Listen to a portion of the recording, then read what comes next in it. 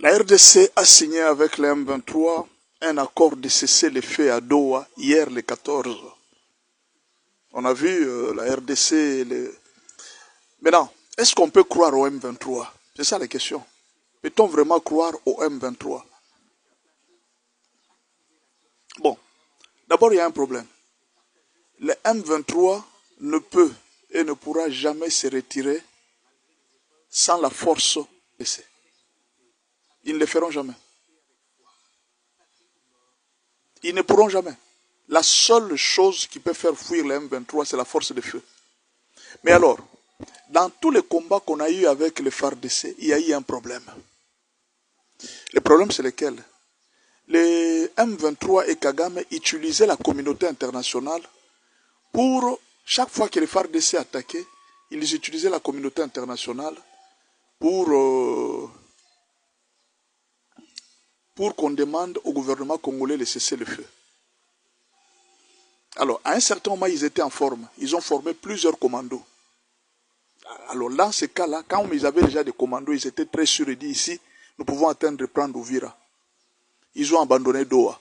Non, nous pouvons, cette histoire d'accord, nous n'irons plus à Doha. Avec orgueil, ils l'ont dit. Pour se mettre en bataille. Alors, Félix Tshisekedi a compris. Il a dit, ok, comme ils aiment la guerre, nous leur donnons alors. Et la guerre a commencé. Sur le terrain, les choses ont changé. Avec surtout les partenaires que nous avons eu, les Black Water. En tout cas, la guerre a changé les formats. Ils ont été secoués sur tous les fronts. Maintenant, ils n'ont plus de militaires. Les partenaires ont lâché parce qu'il y a beaucoup de bruit autour de cette guerre. Tous les partenaires ne veulent plus prendre cette histoire de guerre. Ils veulent qu'ils aillent dans la paix. Maintenant, il y a un problème. Où est-ce qu'ils vont se cacher après cette guerre? Maintenant, le dernier rempart qu'ils ont cherché, c'est retourner à Doha. Nous allons retourner à Doha. Ils retournent à Doha pour juste demander un cessez-le-feu. Au fait, ils n'ont pas besoin de quitter. Ils n'ont pas besoin de quitter Goma, Bukavu, non. Ils quitteront de force. Ils ont besoin juste que les FARDC et le Black Water n'attaquent plus. Laissez-nous Goma, laissez-nous Bukavu. C'est ça en fait le cessez-le-feu de Kanyuka et les M23. Ils demandent juste qu'on ne saura pas se battre pour le moment. Qu'on nous laisse ne fût-ce que Goma et Bukavu pour qu'on ait l'occasion de négocier. Parce que Kagame vient d'envoyer les militaires pour attaquer à Nyangezi, autour de Bukavu. Presque tous ces militaires sont morts. Maintenant, qu'est-ce qu'ils vont faire de plus? Ils vont perdre Bukavu, ils vont perdre Goma. Ils sentent la pression venir. Ils sentent le Wazalendo s'approcher de plus en plus de Goma, de plus en plus de Bukavu. Ils se disent, nous allons tout perdre. Mieux vaut qu'on garde Goma et qu'on garde Bukavu. Alors, quel est le moyen d'arrêter Félix? C'est par le cessez-le-feu. Allons à Doha. Ils sont partis à Doha. Non, Doha, nous signons le cessez-le-feu. Bon, d'accord. On a signé. Les FARDC, habillez-vous en tenue de Wazalendo. Ôtez de tenue et tout ça, habillez-vous en Wazalendo. Comme ça, les Wazalendo ne sont pas concernés par le cessez-le-feu. Et ils se battent avec l'article 64 de la Constitution.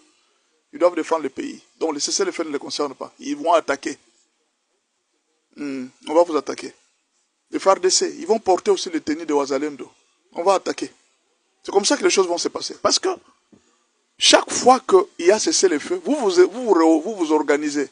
Vous cherchez des partenaires. Peut-être pendant que nous parlons, ils ont de matériaux de guerre qui sont dans des bateaux en train de venir.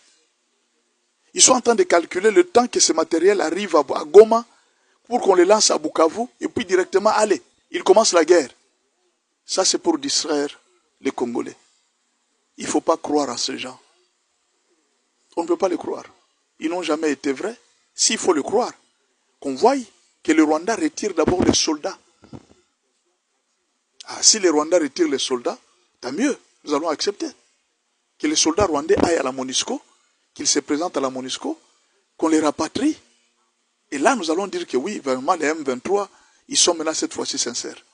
Mais tant que les Rwandais n'ont pas retiré les militaires, tout ce qu'ils font là, c'est du bruit. Et moi, je demande au président de la République de ne pas arrêter les attaques. de continuer même ce matin à attaquer.